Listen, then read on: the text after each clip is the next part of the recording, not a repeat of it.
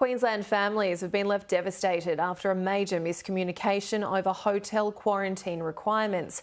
Travellers arriving from New Zealand were told they wouldn't be forced into isolation upon arrival.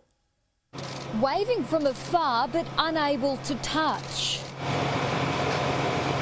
Saturday morning delivered anything but the Christmas gift Renelle and her 7-year-old son Christian had hoped for. We've actually travelled from the Sunshine Coast today and just been waiting for our grandma for a long time, and yeah, we thought that borders are open and travel agents said once they get to Queensland the law is that they can come in as of 1 a.m. this morning, so we should come.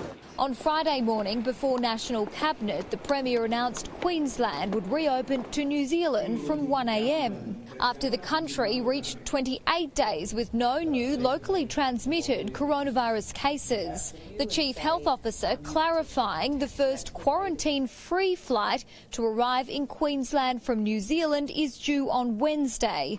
Red flights booked before the announcement contain passengers from other countries. I think it just happened very quickly and there was lots of running around, and even the travel agents couldn't help us. They said they rang Air New Zealand but couldn't get any answers. They've said, Queensland's good to go, but people need to understand exactly what that means and when they're coming from different jurisdictions. It seems the confusion has also spilled over to domestic routes. Sky News has been told a dozen passengers on a flight from Sydney to Brisbane were told they'd have to quarantine because they'd recently spent time in Adelaide. The Sunshine State today revoked the hotspot restriction, meaning Adelaide residents can enter Queensland without having to quarantine. Julia Bradley, Sky News, Brisbane.